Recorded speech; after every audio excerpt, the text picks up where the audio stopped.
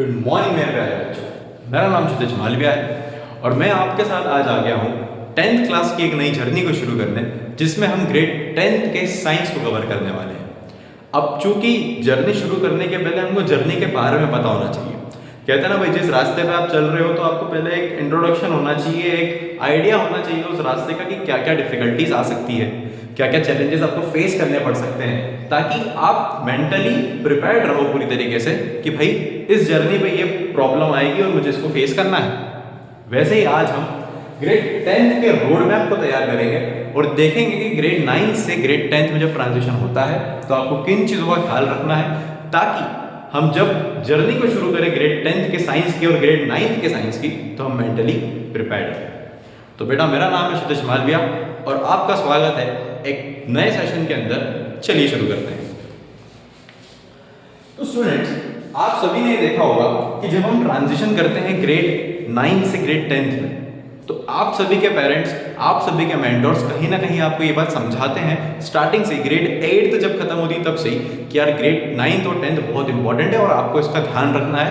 आपको ये ध्यान रखना है कि आप किस तरीके से पढ़ाई कर रहे हो, क्योंकि ग्रेड 10th का रिजल्ट बहुत ज़्यादा ज़रूरी है। आप सभी ने सुना होगा कि ग्रेड 10th के बच्चे बहुत ज़्यादा मेहनत करते हैं बोर्ड्स को फेस करने के लिए और बहुत सारी ब्ला ब्ला ब्ला बहुत सारी बातें। अब बेटा, ये थॉमस अल्वा एडिसन ने तो एक कोट दिया ही था कि a piece of paper can not decide my future. अब कुछ बच्चे उसको बहुत सच मानते हैं। अरे भाई, उसने वो बात तब बोली थी जब वो साइंटिस्ट बन चुका था, उसके बाद उसने कहा था, शायद उसने कहा था भी कि नहीं, कि a piece of paper can not decide my future. But हम सबको कहीं ना कहीं पता है कि whenever you want to prove yourself, you should have some factual things which can prove, which can say, which can give a testimony that yes, this guy is having some kind of potential in him. And for you all, the biggest opportunity which you are getting right now is of grade 10th. क्योंकि grade 10th वो आपकी पहली class है जहां पर आपको state level, national level, district level एक certain recognised platform मिलता है जहां पर आप खुद को प्रूव कर सकते हो। ग्रेड 10th वो क्लास होती है जो बहुत बड़ा रोल प्ले करती है आपके सेल्फ कॉन्फिडेंस को बिल्ड करने में और आपकी लाइफ को बिल्ड करने में। क्योंकि आपने सुना होगा, कई कहानियां ऐसी हो चुकी है कि ग्रेड 10th में कोई बच्चा फेल हुआ लेकिन 11th-12th में उसने मेरिट और बहुत अच्छे मार्क्स लाए। आपने सुना होगा कि कई सारे IAS IPS ऑफिसर्स ऐसे रहे हैं जो ग्रेड 10th फेल हुए, ग्रेड 12th फेल हुए, उसके बाद भी उन्होंने मेहनत करी और आज एक बहुत अच्छी पोजीशन पे लाइफ में पहुंच चुके हैं। ऐसा क्यों होता है कि जब ग्रेड 10th में कोई फेल होता है, ग्रेड 12th में फेल होता है? ऐसा तो कभी सुना नहीं होगा ग्रेड 8 में मैं फेल हुआ था और मैं IAS बन गया। ऐसा कभी सुना नहीं सुना होगा। 11th क्लास में आपने कभी नहीं सुना होगा कि 11th क्लास में फेल हुआ और आज मैं IAS हूँ। क्यों 10th और 12th का ही नाम लिया जाता है? क्योंकि बेटा, ये वो पहली क्लास होती है जहां पर आप खुद के सेल्फ कॉन्फिडेंस को टेस्ट करते हो, एक खुद के पोजीशन को बिल्ड करते हो। जब आप बिल्ड कर लेते हो तो बहुत अच्छी बात है, वेल एंड गुड, आपको एक सेल्फ कॉन्फिडेंस रहता है मन में कि यार मैं कुछ कर सकता हूँ। लेकिन जब आप फेल होते हो, सोसाइटी आपको बताती है कि आप कितने यूजलेस हो, क्योंकि आपके 10th में अच्छे मार्क्स नहीं आए। आपके पेरेंट्स आपसे नाराज होते हैं, आपके रिश्तेदार आपको बहुत कुछ बोलते हैं और हम सबको पता ही है कितना कुछ बोलते हैं। तो आपको कहीं ना कहीं एक सेल्फ डाउट आता है कि यार मुझे कुछ करना है अब लाइफ के अंदर, और उसी से वो एक आग जलती है जिसमें आप फिर खुद को प्रूफ करने के लिए, दूसरों को नहीं, खुद को प्रूफ करने के लिए आगे बढ़ते हो। इसीलिए ग्रेड 10th आपका बहुत ज्यादा जरूरी हो जाता है, जिसे कि अपन आज बात कर रहे हैं। अगर मैं बेटा ग्रेड 10th के सिलेबस की बात करूं तो ग्रेड 10th के सिलेबस में ये देखा जाता है कि ग्रेड 10th का सिलेबस ग्रेड 9 से बहुत अलग है। कुछ भी सेम नहीं है ग्रेड 10th और ग्रेड 9 के सिलेबस में। तो फिर क्यों ऐसा कहते हैं कि ग्रेड 9 जिसकी अच्छी जाएगी उसका ग्रेड 10th अच्छा जाएगा? आप सबने ये बात सुनी होगी कि ग्रेड 9 के ऊपर फोकस करो, ग्रेड 10th भी अच्छी करना है। ग्रेड 9 जिसने पढ़ ली उसका ग्रेड 10th तो अच्छा ही जाना है। ये सब बातें आपने सुनी होगी। तो मेरा एक सवाल है सिंपल सा, कि अगर जब ग्रेड 9 का सिलेबस काम में ही नहीं आ रहा है ग्रेड 10 में, तो ऐसी बातें क्यों हुई है? ये है ग्रेड 9 का सिलेबस, देख लीजिए। और ये है मेरे दोस्त ग्रेड 10 का सिलेबस। अगर मैं बात करूं केमिस्ट्री की, तो ये जो चैप्टर्स आपको दिख रहे हैं, ये चैप्टर्स है केमिस्ट्री ग्रेड 9। अगर मैं वही बात करूं 10th क्लास की केमिस्ट्री, तो कुल मिला के ये 4 चैप्टर्स है ग्रेड 10th की केमिस्ट्री के। अगर आप इन चैप्टर्स के नाम देखो, मैटर में surrounding matter, this matter around us, pure atoms and molecules, structure of atom, और यहाँ पर chemical reaction equation, acid base salt, metal solvents, carbon and compound. इनमें कोई भी सिमिलरिटी नहीं है, कोई सा भी ऐसा चैप्टर नहीं है कि भाई यहाँ पर आया यहाँ पर भी आ गया, चलो यार इसके आगे का पढ़ेंगे, ऐसा कुछ है क्या? नहीं। लेकिन फिर भी ग्रेड 10 से जब ग्रेड 9 से जब ग्रेड 10 में मैं आता हूँ तो मुझे कहते हैं लोग कि यार अच्छे से पढ़े करना है 9th में, क्योंकि 10th का सिलेबस, 10th का रिजल्ट संभालना है। अगर बायोलॉजी की बात करूँ तो बायोलॉजी के अंदर यहाँ पर है आपको ये 2 चैप्टर्स और ये 1 चैप्टर, ये 3 चैप्टर है आपके बायो के अंदर, सेल, टिश्यू, फूड रिसोर्सेज। यहाँ पर अगर मैं बायोलॉजी की बात करूँ तो यहाँ पर आते हैं आपके 5 चैप्टर, ये 4 और ये रहा 5वां, that is life process, control, coordination, how to organism reproduce, heredity और आरएनए। कोई सिमिलरिटी नहीं है, ऐसा कोई कंसेप्ट नहीं है जो इसका यहाँ पे यूज होने वाला है या फिर जो यहाँ पे पढ़ लिया और अब यहाँ पे काम आने वाला है, ऐसा कुछ भी नहीं। ग्रेड 9 के फिजिक्स की बात करूँ, ये रहे वो 5 चैप्टर्स जो आपको ग्रेड 9 में देखने को मिले थे फिजिक्स के अंदर, ये रहे वो 4 चैप्टर्स जो आपको ग्रेड 10th में देखने को मिलेंगे फिजिक्स के अंदर। कोई सिमिलरिटी नहीं है दोनों चैप्टर्स के अंदर, दोनों ही सिलेबस के अंदर कोई सिमिलरिटी नहीं है। तो फिर ऐसी कौन सी बात है जो ग्रेड 9 की है, जो आपने की हुई है और आपको ग्रेड 10th में काम आएगी?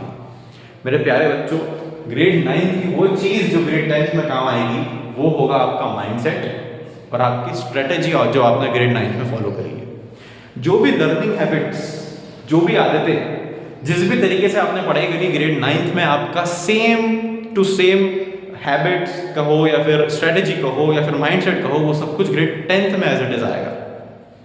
और जिन बच्चों ने ग्रेड 9 को सीरियसली लिया था उनमें ये सीरियसनेस की आदत ग्रेड 10th में मिलेगी, जिसका फायदा आपको ग्रेड 10th में देखने को मिलेगा। लेकिन जो बच्चा अगर ग्रेड 9th को जिसने ऐसे ही पढ़ लिया हो कि हाँ यार बोर्ड्स की क्लास नहीं है, इसके ऊपर ध्यान नहीं देना, और उसने बिना सोचे समझे, बिना कोशिश करे ग्रेड 9th को खत्म किया हो, उसको बहुत ज़्यादा डिफिकल्टी चाहिए ग्रेड 10th के अंदर। क्योंकि एक दिन में कभी हीरा नहीं बन सकते ना, तपना पड़ता है। कहते हैं ना कि भाई diamond is developed under high pressure and high temperature, तो the diamond goes through process to become so much valuable, gold goes through so much process to become so much valuable. So सोने को तपना पड़ता है, कहते हैं ये बात, है ना। तो भाई अगर आप तपे नहीं हो ग्रेड 9th में, तो ग्रेड 10th के अंदर आप अचानक से हीरा नहीं बन जाओगे, और अगर आपको बनना है तो आपको मेहनत करना पड़ेगा। तो जो भी चीजें आपने यहाँ पर सीखी है से मतलब खुद की लर्निंग हैबिट, स्ट्रेटेजीज, माइंडसेट जो आपने डेवलप ग्रेड 9th में करा है, वो काम आएगा ग्रेड 10th के अंदर। क्योंकि ग्रेड 10th के अंदर अचानक से कोई जादू की छड़ी नहीं घूमेगी, अचानक से आप दिन भर पढ़ने नहीं लगोगे, अचानक से जो बच्चा 1 घंटा पढ़ाई करता था वो 4 घंटे पढ़ने नहीं बैठेगा। यही सब बातें अपने को ग्रेड 10th के अंदर काम आने वाली है। जिन बच्चों ने ग्रेड 9th के अंदर फिजिक्स में न्यूमेरिकल्स के ऊपर फोकस नहीं करा था, उनको फिजिक्स में अब दिक्कत चलेगी, क्योंकि भाई ग्रेड चैप्टर 9 और चैप्टर 11 अगर अपन देखें, लाइट और इलेक्ट्रिसिटी, इन दोनों ही चैप्टर्स के अंदर आपको न्यूमेरिकल्स देखने को मिलेंगे। जिन बच्चों ने केमिस्ट्री के बेसिक कंसेप्ट्स पे ध्यान नहीं दिया था, बेसिक कंसेप्ट मतलब पीरियोडिक टेबल वाला पार्ट जो आया था आपको, स्ट्रक्चर ऑफ एटम और एटम्स एंड मॉलिक्यूल्स के एनडी में जनरली पढ़ते हैं वो चीज, जिन्होंने उस पर ध्यान नहीं दिया उनको दिक्कत जाएगी। जिनको बेसिक केमिस्ट्री समझ में नहीं आई उनको 10th की केमिस्ट्री में दिक्कत जाएगी। जरूरी नहीं है कि स्ट्रक्चर ऑफ एटम के सारे आंसर मुझे याद है सर, अब मेरी 10th अच्छी जाएगी, ऐसा नहीं है भाई। समझना और रटना, इसमें जमीन और आसमान का अंतर है। You have to study to be knowledgeable, not to मगीफाई और डू द रट्टाफिकेशन of all the question and answer which are there in your book. So that is why if you are having a mindset to just mug up the things and bring good marks and prove yourself that I am a good student, so in my opinion that is very false, because if you are a good student, if you are a good learner, you must understand things, then only follow them or apply them in your life. In the same way, if we talk about biology, so the students who were not having the habit of understanding the concepts of biology, biology को generally लोग रटने का काम करते हैं कि भाई ये टिश्यू है 4 तरीके के, रट लो इनका नाम, इनका आंसर रट लो। जिन्होंने समझा नहीं, जिन्होंने इंटरेस्ट डेवलप नहीं करा कि यार हम बायोलॉजी के अंदर खुद के बारे में जान रहे हैं, तो क्यों ना इंटरेस्ट से जाने, क्यूरियोसिटी के साथ जाने कि कुछ सवालों के जवाब जो बुक में नहीं भी होंगे मैं कहीं और से पता करूँ। जिन्होंने उस क्यूरियोसिटी से पढ़ाई नहीं करी उनको ग्रेड 10th के बारे में दिक्कत चाहिए। क्योंकि ग्रेड 10th के बारे में आप देखो तो ये पूरी तरीके से आपकी बॉडी और माइंड से रिलेटेड है। आपकी बॉडी के अंदर जो भी आप इंपॉर्टेंट समझते हो वो सब कुछ आप पढ़ने वाले हो ग्रेड 10th के अंदर। लाइफ प्रोसेस के अंदर आप सारी ही आपके लाइफ के अंदर जितनी 4 से 5 इंपॉर्टेंट प्रोसेस होते हैं उनको समझोगे। रिप्रोडक्शन हो गया, आपके ब्रेन की फंक्शनिंग हो गई, आपकी हेरिडिटी हो गई, और क्या बच्चा बायो होगा। मतलब कुल मिला के एक पूरा का पूरा ओवरव्यू जो बच्चा बचपन से लेकर बड़ा हो तक समझता है कि यार मुझे ये जरूरी लगता है लाइफ में बायोलॉजी से रिलेटेड, वो सब कुछ अब ग्रेड 10th में आ गया। अब जो बच्चे को सिर्फ रट्टा करने की आदत है वो किसी भी सब्जेक्ट में अच्छे तरीके से मेरे ओपिनियन में नहीं कर पाएगा। क्यों नहीं कर पाएगा मेरे दोस्त? क्योंकि 10th क्लास इस चीज की परीक्षा नहीं लेती कि आप कितने अच्छे से याद कर सकते हो, रट सकते हो। ये इस चीज का एग्जाम होता है, इस चीज का टेस्ट होता है कि आप प्रेशर कैसे हैंडल करोगे, आप चीजों को समझ के एक नए इनोवेशन के साथ कैसे प्रेजेंट करोगे, और आपका प्रेजेंस ऑफ माइंड पेपर के दौरान और पूरे सेशन में कैसा होता है, इस चीज को टेस्ट किया जाता है। ग्रेड 10th याद रखना बेटा, किसी भी एग्जाम को अगर आप देखें तो वो एक तरीके की वॉर होती है। वॉर के स्टार्टिंग में अगर आप देखो तो आप सब में से कोई भी अभी इतना सीरियस नहीं है, सभी लोग घूम रहे हैं, सभी लोग खेल रहे हैं, सभी लोग एक बहुत लाइट वे में अप्रोच कर रहे हैं ग्रेड 10th को। बट जैसे ही सेशन आगे बढ़ेगा और जैसे जैसे साल खत्म होता जाएगा, टाइम खत्म होता जाएगा, एग्जाम पास आते जाएगी, आपको नए नए चैलेंजेस देखने को मिलेंगे।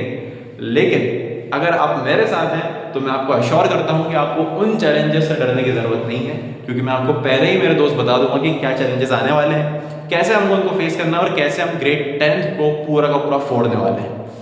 तो मेरे प्यारे बच्चों, मुझे लगता है कि आपको इस पूरी कहानी में इतना तो समझ में आ गया होगा कि ग्रेड 9 के अंदर अगर कुछ लापरवाही करी है तो ग्रेड 10th में सुधारनी पड़ेगी।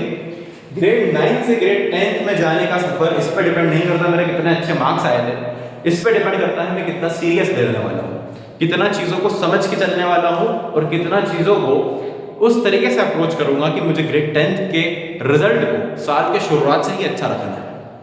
बिकॉज सिलेबस और रिजल्ट एक दिन में अच्छा नहीं किया जा सकता। आप चाहो एक दिन में पूरा सिलेबस पढ़ लो, पॉसिबल नहीं है मेरे दोस्त। आप रोज थोड़ा थोड़ा करो ताकि एंड में जब आप देखो तो एक बहुत बड़ी इमारत आपके मेहनत की खड़ी हो जाए। ईट मतलब ब्रिक बाय ब्रिक आपको मेहनत करनी है ताकि आपको मेहनत की एक दीवार दिखे। ऐसा नहीं हो सकता कि एक बार आप दीवार खड़ी कर दोगे पूरी, नहीं है पॉसिबल। भाई ड्रॉप बाय ड्रॉप से बोलते हैं ना, एक बहुत बड़ा सागर बन जाता है, बूंद बूंद से सागर बनता है। ऐसी बहुत सारी कहानियां हैं, बहुत सारी कहावतें। वो कहावतें क्यों बनी? क्योंकि मेरे दोस्त जब छोटी छोटी मेहनत को हम जोड़ते हैं तो एक बड़ी सक्सेस के अंदर, बड़ी सफलता के अंदर रिजल्ट करती है। इसीलिए हमको ग्रेड 9 से ग्रेड 10 में ट्रांजिशन के अंदर ये देखना था आज कि क्या सिमिलैरिटी है और कोई सिमिलैरिटी है भी कि नहीं। तो वो सिमिलैरिटी मुझे देखने को नहीं मिली, लेकिन सिमिलैरिटी है दिमाग की। जो दिमाग आपने ग्रेड 9 में फॉलो करा वही आपको ग्रेड 10 में काम आएगा। नेक्स्ट लेक्चर के अंदर अपन ग्रेड 9 के बात तो अपन कर चुके हैं, ग्रेड 10 के सिलेबस को शुरू करेंगे साइंस के, और फिजिक्स से मेरे ख्याल से शुरू करेंगे अपन। तब तक के लिए मेरे साथ बने रहिए। मेरा नाम क्षितिज मालविया है और मैं आपकी ग्रेड 10 की जर्नी को बहुत आसान और बहुत यादगार करने के लिए आया हूँ। और ग्रेड 10 के रिजल्ट को अपन साल के स्टार्टिंग से ही इस तरीके से अप्रोच करेंगे कि आखिरी तक आपके दिमाग से डर क्या होता है एग्जाम का ये निकल जाए। तो थैंक यू, मिलते हैं अगले लेक्चर के अंदर। Thank you.